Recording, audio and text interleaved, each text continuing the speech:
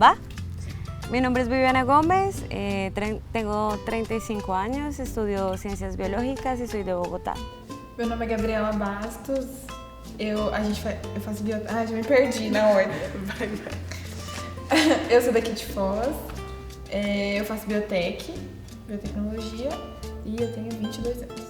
Mi nombre es Estefanía, yo soy colombiana, tengo 31 años y estudié Letras, Español y Portugués en la UNILA. Me formé en el 2022.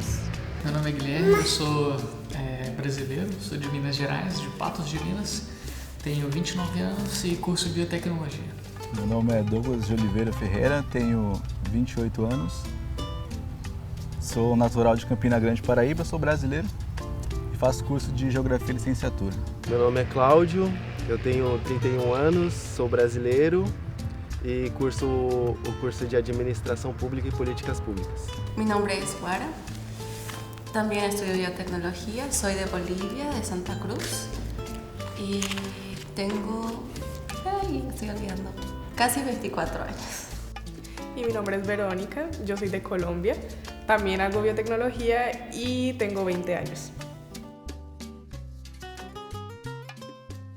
A gente se conheceu na Vila Sevelha, no aniversário de uma amiga em comum, e quando foi em 2019. Nosotras nos conocimos en el 2023 y empezamos de novias en más o menos enero del 2024. Nos conhecemos em 2022. Nos conocimos en 2022, en PTI, ¿fue? Sim.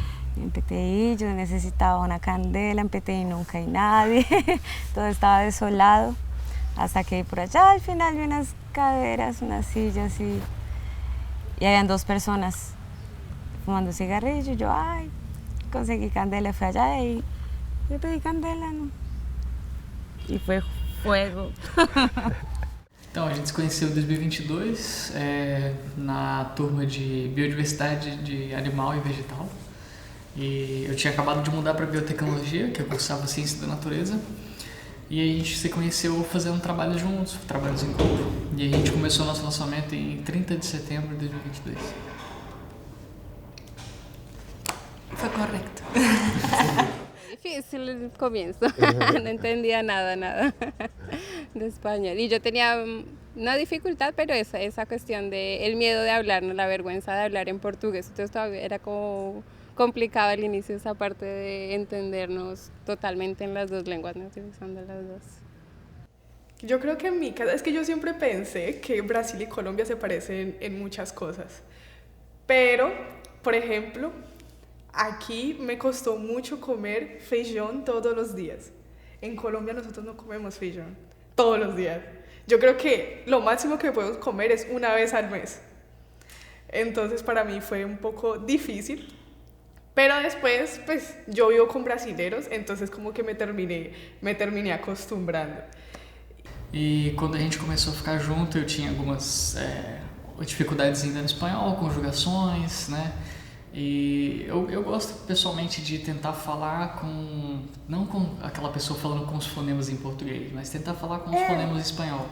Então eu posso ver que, né, ao longo do tempo eu consegui melhorar isso também, o tom, porque eu vejo que muito brasileiro quando vai falar espanhol fala com um tom mais agudo, né, fica engraçado. E com a Ayla, igual ela falou, a gente tenta cada um falar uma língua para que assim ela possa falar as duas línguas, né? Porque a gente pesquisou e viu que muitos pais que criam assim, os dois falando as duas línguas, eles acabam construindo frases com as duas línguas, com algumas palavras numa língua e outras palavras na outra língua na mesma frase. Então, se ela crescer falando comigo só em português e com ela só em espanhol, eu acho que assim a gente consegue criar ela falando as duas línguas. A comida colombiana eu me adaptei bem, assim, eu gostei bastante. Foi, assim, algumas surpresas em poder experimentar algumas coisas. E eu acho que também tem algo parecido com a gente também, né? Que a gente come bastante o arroz, o feijão, em alguns momentos a lentilha, alguns lugares a lentilha. E a gente também, é muito o que ela falou, a gente tenta adaptar algumas coisas para trazer essa lembrança do lugar onde ela vem, com essa questão culinária, né? Então a gente adapta mesmo para fazer receitas e de alguma forma tentar remeter ao lugar de onde ela vem. O que a gente fez foi, ela começou a falar o tanto que ela sentia falta de tal comida. E aí ela falava muito que ela sente falta de arepa e não sei o que, não sei o que. E um dia eu falei, então vamos atrás, vamos fazer. E aí foi isso. A gente foi, tipo, buscando algumas coisas que sejam fáceis, que a gente consegue adaptar com os ingredientes que tem aqui. E aí a gente faz a receita. Sí. Y es chistoso porque ni yo sabía cómo hacer las cosas, pero aún así buscábamos la forma de hacerlo y terminábamos comiendo. Ella ya comió arepa colombiana, ya comió salchipapa también, sancocho também já comeu já várias comidas. Algumas comidas eu já experimentei, algumas receitas da Bolívia, né? Silpancho, piquemacho, sopa de maní. E acho que a diferença que eu mais gostei é de comer o abacate com maneira salgada, que a gente como brasileiro costuma comer só doce. E apresentei para minha família também, mas eles ficaram completamente chocados e são incapazes de comer assim. Mas acho que para mim a maior curiosidade são as verduras, né, que tem lá na Bolívia que não tem. Por exemplo, outras variedades de milho, outras variedades de batata. Ela também fala que tem algumas frutas que tem mais sabor, tem um sabor diferente lá, ou que são maiores. Então acho que essa é uma das minhas maiores curiosidades também. Acho que é isso. Na verdade, a gente sempre acha engraçado de lembrar do início, aquele momento de flerte e tudo mais, a gente se conhecendo, porque a gente não sabe muito bem como que a gente se comunicava. Apesar de eu ser de Foz, e ter esse pequeno contato, né, com pessoas que falam espanhol e tudo mais, ter esse ouvido mais ou menos acostumado, nunca tinha tido um contato próximo com ninguém que falava espanhol o tempo todo. E quando a gente se conheceu, ela ainda falava só espanhol. Sí, porque cuando nosotros nos conocimos yo estaba muy reciente aquí en el país, entonces yo no sabía nada de portugués y realmente es extraño porque no nos acordamos de cómo nos comunicábamos en aquella época, porque nosotras creemos que tal vez yo hablaba solamente español y ella solo portugués, y eso que yo no sabía portugués y ella no sabía espanhol. E no fim a gente se conversava e dava certo, e a gente sempre achou muito engraçado isso. Y de la nada después yo conseguí aprender a hablar más portugués y ahora solamente hablamos en portugués. Entonces creo que al principio tal vez la dificultad fue en el idioma, pero solamente al principio. Ya después pudimos comunicarnos mejor y ya si no entendemos algo de lo que está diciendo la otra, lo hicimos en nuestra lengua normal, nuestra lengua nativa, e aí tá tudo certo. No início era até meio mímica, assim, tipo assim, o que você tá falando? Não, mas eu não sei como falar em português. Então faz um gesto, eu não sei. E ficava numa mímica, assim, tipo, tal coisa aqui, ó, Sí. Pra conversar, pra se entender. Y yo no sé si es de todas las parejas, pero yo me acuerdo que al inicio yo le dije a Douglas, no, ya que estamos juntos vamos a aprovechar, ahora usted solo habla en español y yo solo hablo en portugués. Solo que, claro, intentamos unos días, ¿no? Unas semanas hablar, pero mismo así creo que tal vez es también interesante, es lindo cuando la otra persona habla, por ejemplo, en el caso que Douglas habla español, a mí me parece bonito, como suena bien. Entonces, no vale la pena, digamos, intentar corregir un idioma, una lengua, porque creo que eso también es lindo, o sea, se enamora uno de la forma en que ellos hablan la otra lengua, no sé. Si tal vez, a veces Douglas también me dice, repite, porque cuando yo hablo en portugués hay cosas que dice, suena lindo, não sei. Nossa, ela solta oxe assim, tão particular que eu gosto, que é bem da hora. Realmente nosotras terminamos hablando mucho sobre eso, porque yo termino haciendo mucha comparativa entre los dos países y realmente yo me sentí más discriminada, por decirlo así, estando aquí que estando en Colombia. Porque yo la verdad en Colombia tenía mi círculo de amigos, eran todos, hacían parte de la comunidad. Y allá no fue ni una vez que yo me sentí incómoda en algún lugar. Yo incluso tuve un relacionamiento en Colombia y yo salía con ella, iba agarrada de la mano con ella y no sentía como si la gente me juzgara. En cambio, estando aquí, a veces yo salgo con ella y hay gente que pasa por la calle gritándonos cosas. Entonces, creo que, la verdad, siento que aquí son más conservadores relacionados com esse tema. E isso independente, tipo, dos bairros que a gente frequente na cidade, porque eu por ser de Foz, sempre fico pensando nisso, né? Tipo, não, esse ambiente aqui é mais tranquilo, esse não é. Inclusive, eu sempre tive muito medo de ter qualquer tipo de demonstração de afeto na rua. E ela chegou e aí eu tinha que ficar, tipo assim, Mona, calma, não é tão simples assim, né? Tipo, você não conhece o ambiente. E eu que ficava colocando os alertas na mente dela, porque ela falava, não, porque na Colômbia eu andava de madrugada na rua. E eu, tipo assim, tudo bem, mas aqui nem em todo local você vai conseguir fazer isso. Então, eu fui começar a andar de mão dada, ter demonstrações de afeto em ambientes públicos com ela e não sei, acho que é porque a gente vai, assim, fui perdendo medo, fui crescendo, falando, não, hoje em dia não posso me privar também, porque eu sei que vão olhar, vão falar, a gente vai ouvir alguma coisa e sempre aconteceu. Igualmente siempre intentamos no demostrarlo tanto porque obviamente hay lugares donde uno va y se va a sentir juzgado. Hay mucha gente mirando, mucha gente hablando cosas y como ya dije, ya nos gritaron varias veces cosas en la calle.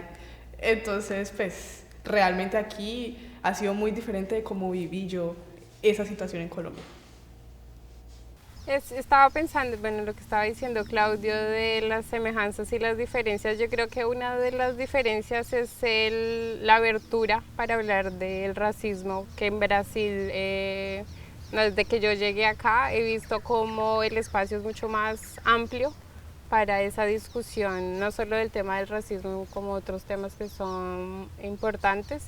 Y en Colombia, a pesar de que siempre sí ha habido ese tema, se ha hablado, no es tan abierto, como que no hay tanto espacio ahorita, que se está abriendo un poco más, no sé, también porque tenemos la primera vicepresidenta negra, que está en un cargo importante en el país, entonces como que eso dio supuestamente un poco más de abertura para hablar de ese tema, que es algo que nos toca a todos, ¿no? Pero digamos que como casal yo creo que es algo que nos fortalece porque justamente entendemos lo que pasa el uno y el otro, como el Dios ya me va a poner así. Ya hemos pasado por situaciones de racismo acá, entonces pues creo que también el estar juntos ayuda a que tengamos ese apoyo por cómo somos, ¿no? Por las semejanzas obvias y por lo que pasamos, entonces no creo que sea una cuestión de si en Colombia o aquí nos van a aceptar por ser un casal afrocentrado, sino cómo nosotros nos apoyamos, no solo nosotros siendo un casal, sino el colectivo de personas, ¿no? Que sufrimos el racismo así, entonces no es como que nos acepten porque sí, que somos negros, no.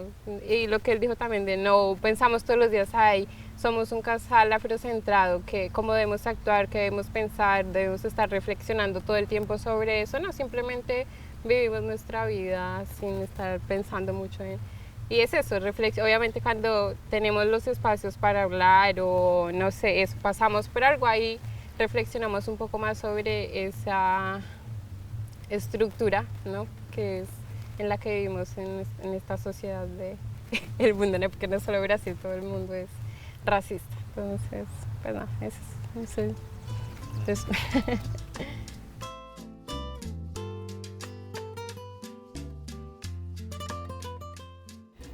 Ella me ayuda en muchos sentidos, ella siempre está junto a mí, ella siempre me está escuchando, inclusive yo hablo mucho de eso, de que realmente extraño mucho mi país, extraño mucho mi familia Y ella siempre ha sido esa persona que está a mi lado y que me escucha y me aconseja y me dice que ella me va a estar cuidando y va a estar para mí en todo sentido, a pesar de que no va a ser probablemente lo mismo, porque pues no es una persona de mi país, sin embargo es alguien con la que yo tengo mucha confianza y es una persona que es muy especial para mí.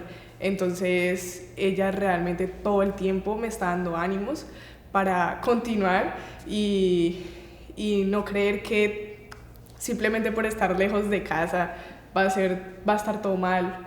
Entonces ella realmente es un apoyo muy grande para mí en esas situaciones.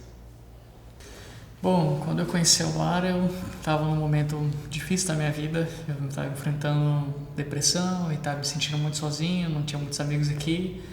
Então foi como se ela fosse, né, uma salvação para mim. Eu sempre falo que ela salvou minha vida, porque eu estava indo por um caminho difícil. E hoje para mim ela é minha família.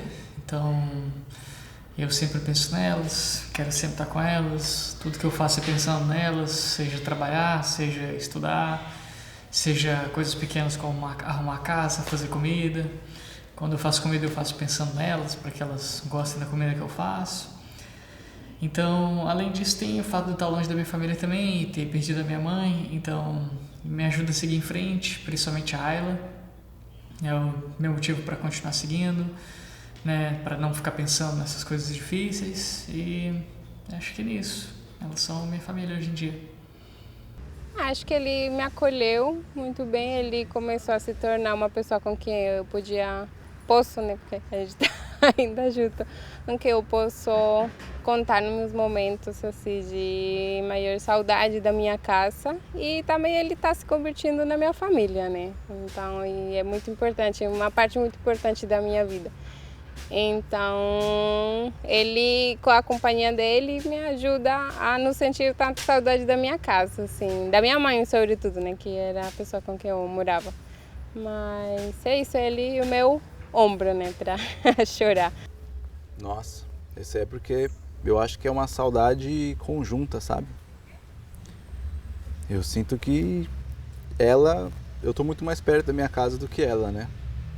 Então eu acho que a carência é mais dela, certo? Porém, eu tô longe de onde eu nasci, né? E eu tenho saudades demais. Eu acho que quando a gente compartilha nossas culturas de lá, né? A gente cria um ambiente mais íntimo, mais familiar. E eu acho que é nesse esforço que a gente se ajuda bastante. Fora os afazeres diários, né? Que a gente se motiva bastante a fazer. Eu acho que ela me motiva bastante também, entendeu? No meu trabalho ou nas coisas que a gente faz, entendeu? Isso é uma forma de você criar um novo lar em uma pessoa, entendeu? Você criar uma certa segurança, um sentimento de casa, né? Com alguém, entendeu? Apesar de a gente não morar juntos, certo? Mas na nossa relação a gente consegue criar isso daí. Eu vejo isso como algo muito presente, assim, no dia a dia, né? Essa ajuda, assim, mútua, né? Na nossa convivência, compartilhando. É necessário sempre motivar um ao outro, lembrar porque a gente está aqui, né? Para onde a gente quer ir, o que quer fazer, os caminhos, o processo, ter paciência, tanto eu quanto ela, entendeu? Então, essa parceria de viver a vida, né, é o que vai ajudando a gente a sanar um pouco dessa saudade, né? A melhor parte, acho que é a diferença, sabe? Eu gosto de estar com alguém que é diferente, porque você vê a vida de uma maneira diferente. E acho que você se vê de uma maneira diferente também. É que nem, na minha opinião, falar a língua, porque quando você fala a sua língua com alguém que é da sua região, é meio como se fosse peças de quebra-cabeça que se juntam. Não são só as palavras, é a expressão, é o tom, e uma expressão acaba encaixando com outra. Então, quando você está falando com alguém que é de uma outra cultura, você percebe por um olhar diferente o que você está falando, você vê como que você se expressa de uma maneira que a outra pessoa te entenda. Então, a melhor parte eu acho que é o que você vai compartilhar, que você às vezes nem faz ideia, né? Que é muito louco, muito da hora, entendeu? Aquelas coisas novas, aquela sensação de estar conhecendo, né, de conhecer algo novo. Isso eu acho que é uma das melhores partes. Não só mas eu acho que é isso, esses desafios, né, do cotidiano mesmo, de um entender o outro melhor, entendeu? Creo que la mejor parte es que es aprendizaje continuo. Aprendizaje continuo, o sea, nunca acabamos de conocer a una persona, eso es verdad, independientemente si él fuera brasilero o no, nunca acabamos de conocer a una persona. Y lo más interesante es eso, porque yo aprendo de él, pues, comida, sí, aprendo un poco de su cultura también. Aprendo acerca de su carácter, o sea, por ejemplo, Guilherme es muy seguro de sus convicciones, de las cosas que él cree y las defiende. Y luego él es una persona que coloca muy bien los límites con las personas. La mejor parte, yo creo que es esa posibilidad de conocer otras historias, otros mundos, otras ideas. Por ejemplo, ahora tuve el privilegio de ir al lugar de donde es él, bueno, de donde creció, entonces conocer su contexto, o sea, conocerlo aquí y conocerlo desde su lugar de origen o de crecimiento, conocer su contexto, me parece como que entiendo varias formas de pensar, de actuar, de relacionarse. Entonces, isso me parece muito interessante. A melhor parte é essa troca cultural. Acho que, na verdade, o relacionamento ele é bom, né? Porque acho que nos ajuda a nos construir quanto ser, né? Mas essa troca cultural com alguém de outro país, acho que dá uma enriquecida a mais nessa relação em várias questões. Termino aprendiendo mucho sobre la cultura de ella y es algo que me encanta porque las dos nos terminamos ayudando y aumentando como ese conocimiento cultural de cada país. Ella ya sabe mucho sobre Colombia.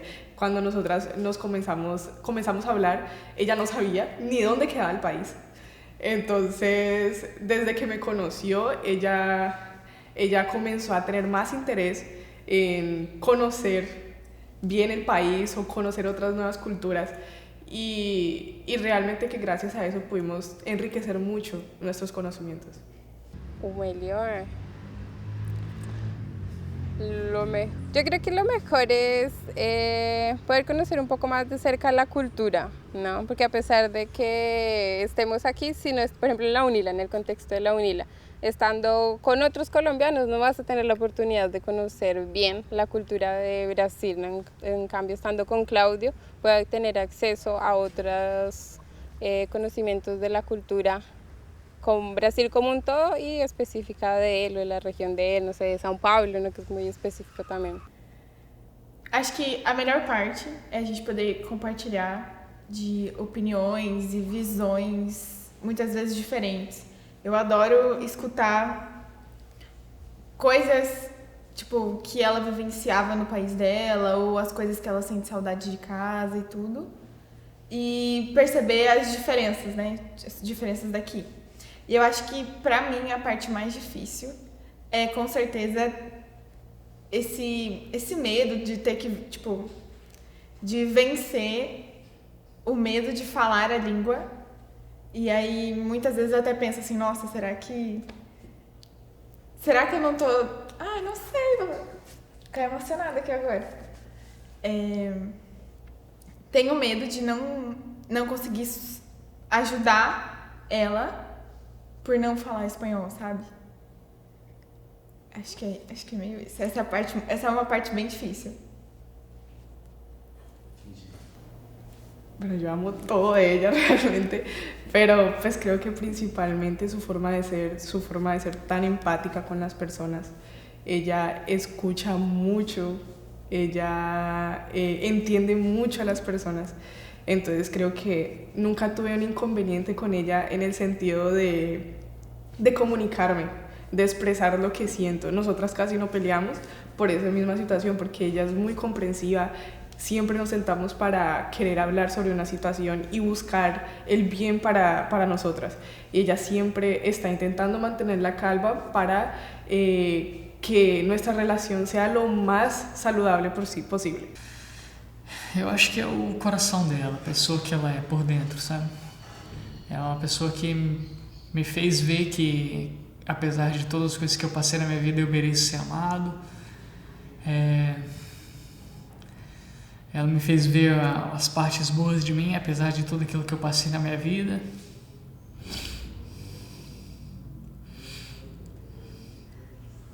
E eu acho que é isso, sabe? Ela é uma pessoa que é muito pleno de estar com ela. Eu sinto assim, sabe? Eu sinto que eu posso ser eu mesmo. Eu sinto que ela me aceita como eu sou, apesar da gente ter muitas diferenças que não são só culturais, de escolhas de vida, né? Existem coisas que eu fiz na minha vida que eu olho para trás e eu gostaria de não ter feito, mas ela me fez ver que todos nós somos um pouco rachados, um pouco quebrados. Isso é normal.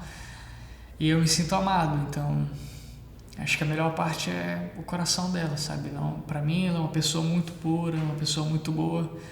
Eu não consigo imaginar ninguém melhor para ser a minha parceira, ou ser a mãe da minha filha, ou de outros filhos que a gente possa ter. E é a companheira que eu quero ter na minha vida para sempre. A Verônica é muito positiva. E eu sou o completo contrário. Então, em momentos de crise, porque a gente lida de rotinas parecidas, né? Por ser do mesmo curso e tudo mais. E ela é muito dedicada, ela é muito positiva, e ela fica tipo, não, vai dar certo, a gente vai sentar junto e a gente vai estudar junto, ou a gente vai se distrair junto. E ela sempre fica nesse de me levantar. Mas ela também não faz isso só comigo, ela é positiva com tudo e pra todo mundo, então ela consegue levantar uma pessoa que não tá bem naquele dia, só com, sei lá, uns 2 minutos de conversa. Tenho certeza que seria assim em qualquer canto. Ayla. Creo que es Ayla la mejor parte, o sea, tipo... fue difícil, ¿no? Al inicio, o sea, aceptar que íbamos a tener un bebé porque pues estábamos en unas condiciones financieras bien precarias y dijimos, pues, ¿qué hemos hecho? O sea, no le íbamos a poder dar lo que este ser merece, porque es un ser desde cero, libre, inocente.